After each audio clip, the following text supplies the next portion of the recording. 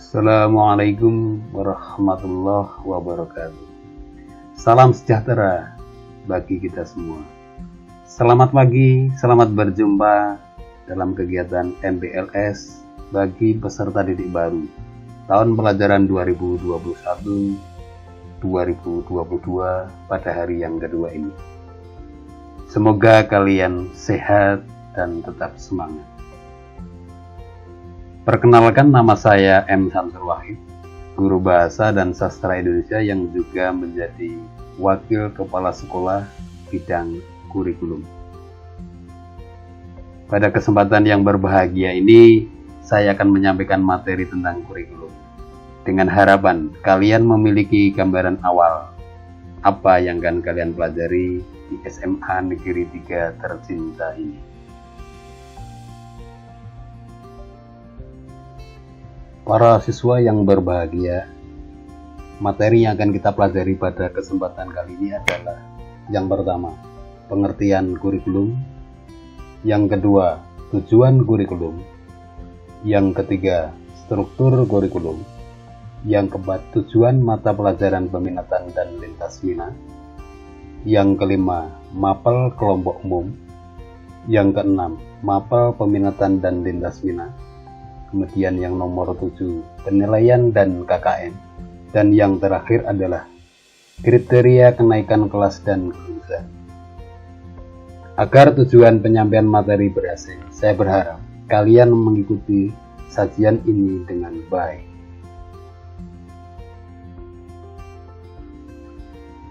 Baik, untuk yang pertama kita pelajari tentang pengertian kurikulum. Saya yakin kalian tahu apa yang dimaksud dengan kurikulum.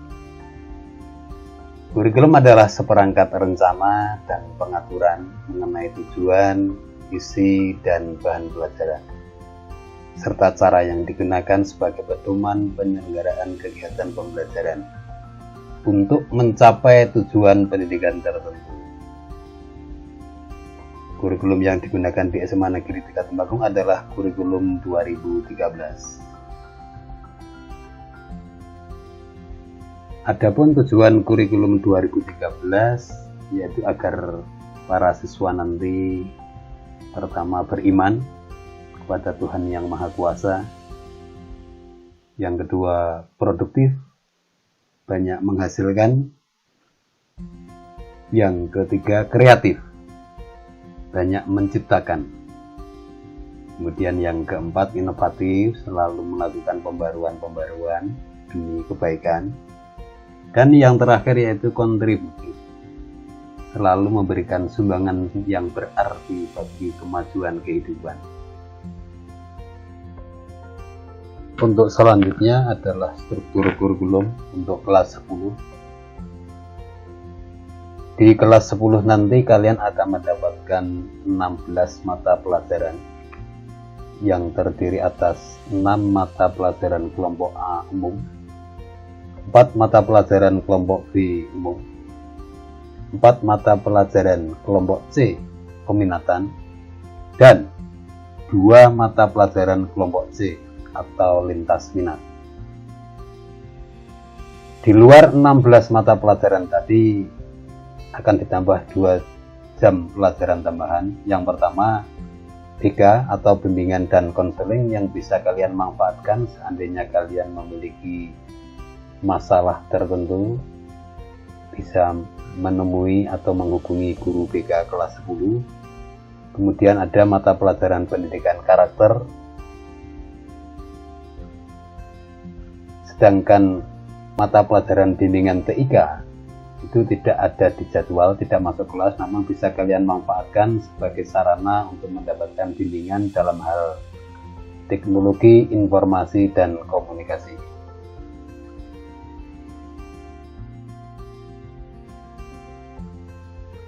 Baik, untuk selanjutnya akan saya jelaskan yang termasuk mata pelajaran umum. Mata pelajaran umum dibagi menjadi 2 kelompok, yaitu mata pelajaran kelompok A dan mata pelajaran kelompok B. Yang termasuk mata pelajaran kelompok A umum adalah yang pertama pendidikan agama dan budi pekerti, yang kedua PPKN, yang ketiga Bahasa Indonesia, dan yang keempat adalah Sejarah Indonesia. Sedangkan mata pelajaran kelompok B umum yang pertama adalah Seni Budaya, yang kedua Pendidikan Jasmani, Olahraga, dan Kesehatan atau disingkat Penjas Orkes, yang ketiga Prakarya dan Kewirausahaan atau PKWU, dan yang keempat adalah Bahasa Jawa. Perlu kalian ketahui bahwa mata pelajaran umum baik kelompok A maupun kelompok B ini akan diterima oleh semua siswa di semua peminatan, baik bahasa, MIPA maupun IPS, dari kelas 10 sampai dengan kelas 12.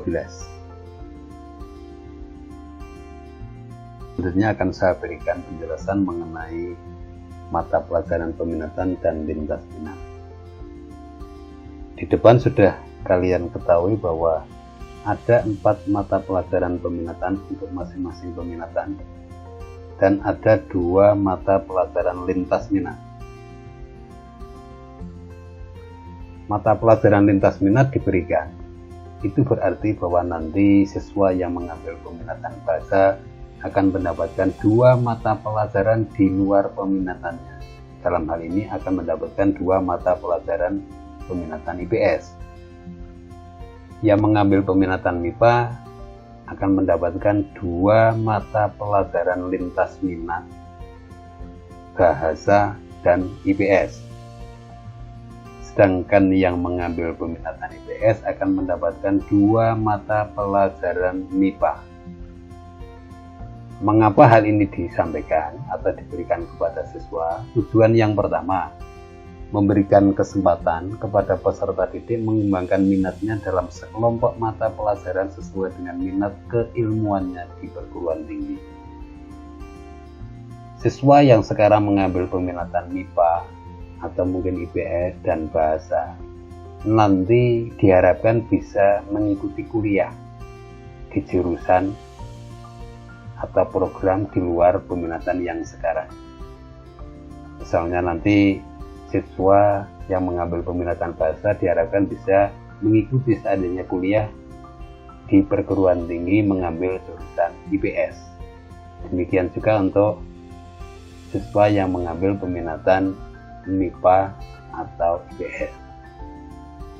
Tujuan yang kedua disampaikan mata pelajaran peminatan dan lintas minat adalah mengembangkan minatnya terhadap suatu disiplin ilmu atau keterampilan tertentu.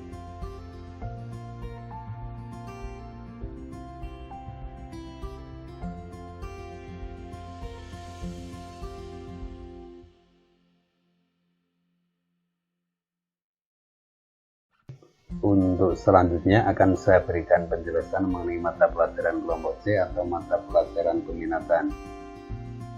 Untuk siswa yang mengambil peminatan MIPA nanti akan mendapatkan mata pelajaran yang pertama fisika, kedua kimia, yang ketiga matematika peminatan. Ini di luar matematika umum.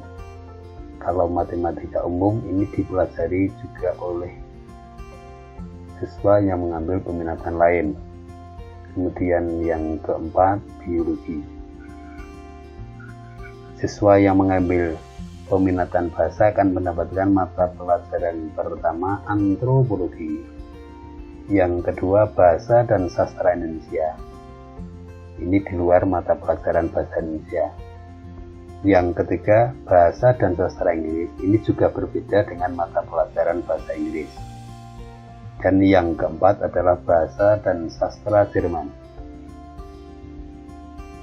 Untuk yang mengambil peminatan IPS nanti akan mendapatkan mata pelajaran yang pertama ekonomi, yang kedua sejarah umum. Ini bukan sejarah Indonesia. Kalau sejarah Indonesia juga akan dipelajari oleh semua peminatan karena termasuk mata pelajaran umum. Kemudian yang ketiga geografi, dan yang keempat adalah sosiologi.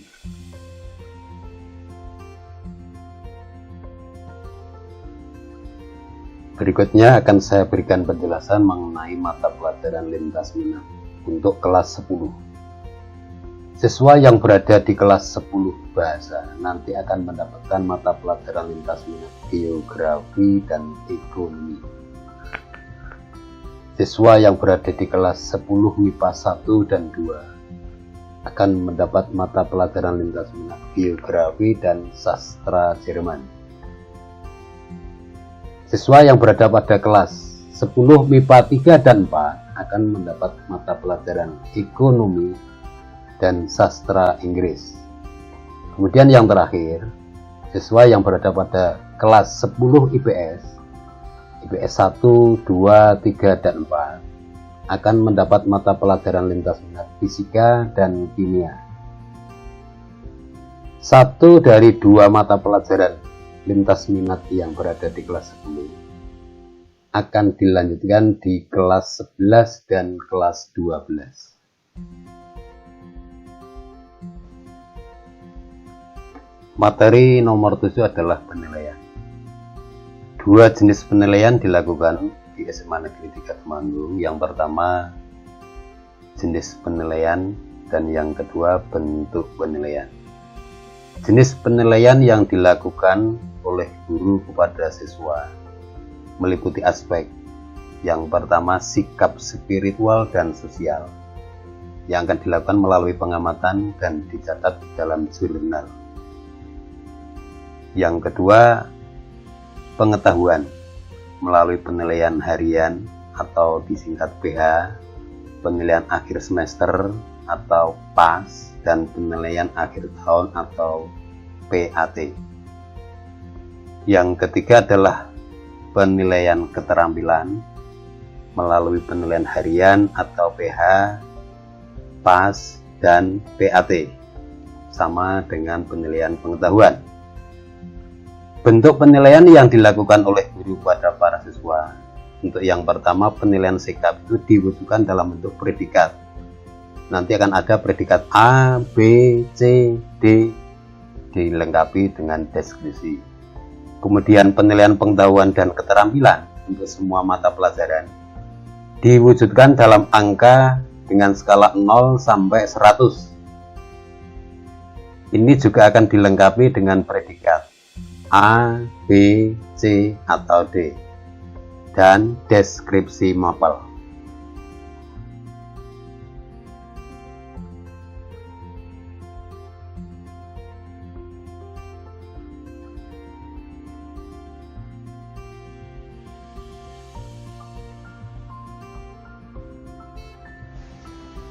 Adapun kriteria ketuntasan minimal atau disingkat dengan KKM yang berlaku di SMA Negeri 3 Temanggung untuk semua mata pelajaran baik pengetahuan dan keterampilan adalah 70 dengan interval predikat sebagai berikut.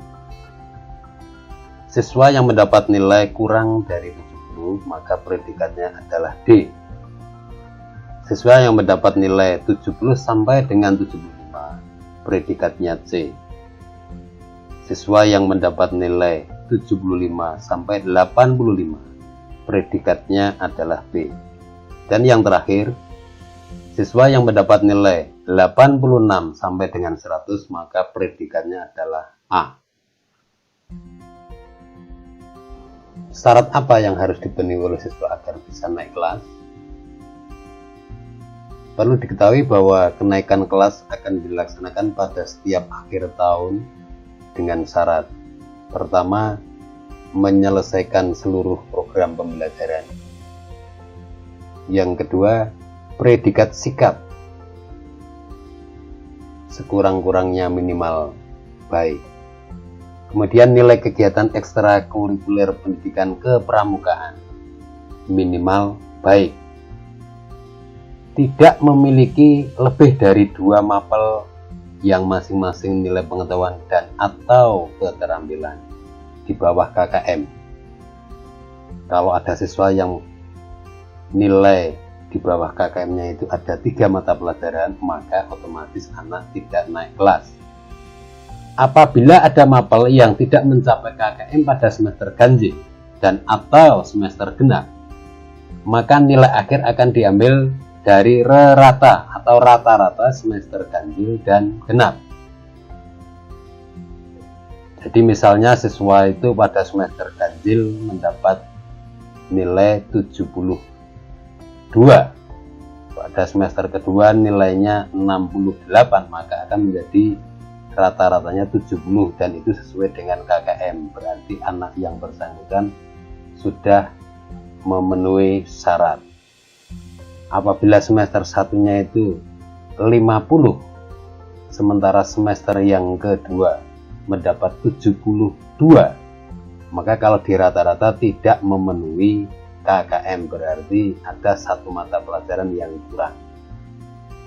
Kemudian kehadiran tatap muka pada setiap mata pelajaran minimal 80%.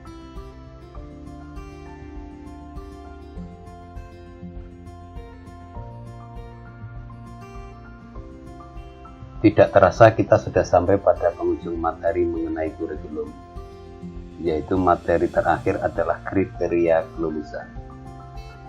Seorang siswa dinyatakan lulus dari SMA Negeri 3 Temanggung apabila 1. Menyelesaikan seluruh program pembelajaran ditujukan dengan memiliki nilai rapot semester 1 sampai dengan 6. 2. Memperoleh nilai sikap atau perilaku minimal baik. Siswa yang nilai perilakunya cukup atau kurang tidak akan lulus. Nomor 3, lulus ujian sekolah dengan ketentuan. A. Kelulusan ujian sekolah berdasarkan nilai sekolah. Nilai sekolah itu sendiri diperoleh dari gabungan 50% rata nilai rapot semester 1, 2, 3, 4, dan 5. Jadi nanti belajarlah dengan tekun, karena mulai semester 1 di kelas 10 ini sudah menentukan kelulusan. Yang nomor 2, 50% nilai ujian sekolah yang nanti akan kalian laksanakan di kelas 12. Jadi rumusnya NS atau nilai sekolah sama dengan 50% kali nilai raport atau NR ditambah 50% kali nilai ujian sekolah. Kemudian yang C, seorang peserta ujian sekolah dinyatakan lulus ujian sekolah apabila yang bersangkutan nanti memperoleh rata-rata nilai sekolahnya minimal 72. Ini di atas KKM yang hanya 70. Kemudian nilai sekolah tiap-tiap mata pelajaran minimal 70. Jadi meskipun rata-ratanya itu 72 ke atas, tetapi ada satu mata pelajaran yang nilainya kurang dari 70, maka siswa tidak akan lulus. Dan yang nomor 4 atau terakhir, kelulusan peserta didik dari sekolah ditetapkan melalui rapat Dewan Pendidik. Terakhir, semoga kita selalu tetap sehat, tetap semangat belajar untuk meraih masa depan yang lebih cerah. Semoga semua langkah kita mendapat ridho Allah Subhanahu wa Ta'ala. Kesuksesan selalu menyertai langkah kita. Terima kasih atas atensi kalian. Kurang, salah, dan lebih minta maaf. Saya akhiri. Wallahul muwaffiq ila aqwamit thoriq. Assalamualaikum warahmatullahi wabarakatuh.